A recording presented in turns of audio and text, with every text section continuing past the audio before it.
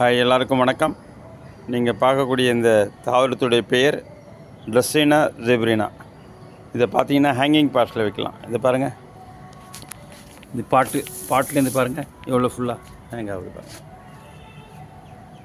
இது மாடி தோட்டம், வால் மேலே எங்கே வைக்கலாம், இல்லைனா ஹேங்கிங் பாட்டில் வைக்கலாம்.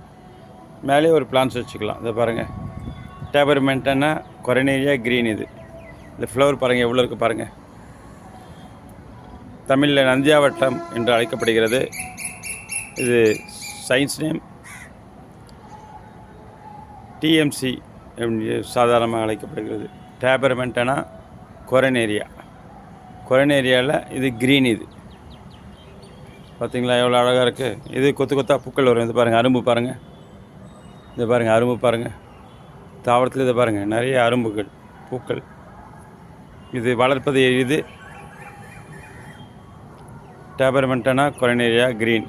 கீழே பார்த்தீங்கன்னா அப்படியே ஜெப்ரினா பாட்டில் இங்கே பாருங்கள். இது இந்த மாதிரி பாட்டில் வைக்கலாம், இல்லைனா ஹேங்கிங் பாட்லேயே இதை வைக்கலாம்.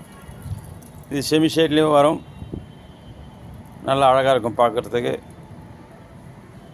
இது 2 கலர் பாருங்கள், லீஃபோடு மேலே ஒரு கலரு, கீழே ஒரு கலர்.